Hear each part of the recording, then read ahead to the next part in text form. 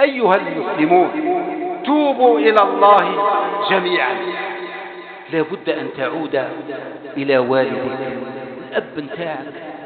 الأب نتاعك اللي تعب عليه باش تتكلم معاه، معادي باباك، معادي الأب نتاعك، تعادي خوك جابتكم بطن واحدة تعاديه ونهار وطول انتهوا مع خوك.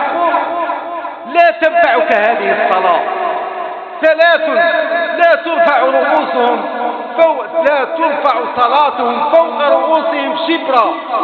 3 من الناس منهم أخوان متصارمان، 2 إخوة ما يكلموش بعضهم، الصلاة نتاعهم لا ترفع فوق رؤوسهم شبرا.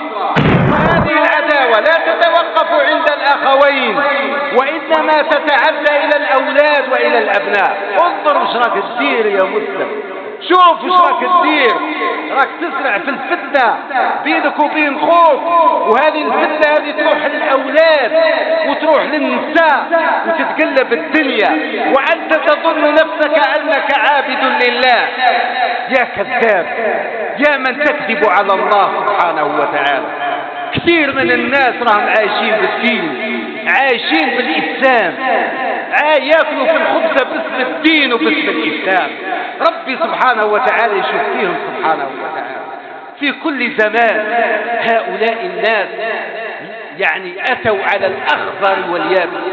في يوم العيد لابد أن تعود إلى نفسك وأن تتواضع لله عز وجل. قال ربي في الأب وقضى، حكم الله عز وجل، وقضى ربك ألا تعبدوا إلا إياه وبالوالدين إحسانا. أول حق بعد حقوق الله عز وجل يأتي حق الوالدين. قبل 2 أو 3 أيام مجموعة من الأولاد والأبناء يتناقشوا شكون هو اللي يحكم أمهم طيشوها في الشارع، يتناقشوا شكون هو اللي يحكم الأم. النساوين يتحكموا فيهم، النساء يتحكموا فيهم، الرجال اليوم قاطينهم نساهم من وديهم، يقول له ما نحتاجش يماك. هذا لو حضر الزمن أبو بكر اللي راح يتكلم عليه ممكن تلقى لسانه طويل يتكلم على الصحابة. هذا لو يحضر الوقت الصحابة الزليف الدعوة. طيش امك يا واحد الانسان، يا واحد الصعلوك، طيش يماك في الشارع وتروح تطيشها في بيت العزباء. الويل لك، الويل لك. وقضى ربك ألا تعبدوا إلا إياه وبالوالدين. لا تهدرش على الدين، ما تجيش تتكلم على الدين. اللي تطيش يماك في الشارع ما تجيش تتكلم على الدين، تتكلمش على الدين.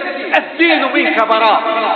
ما كان يعمل هذا أبو جهل ولا أبو سفيان عندما كان كافرا.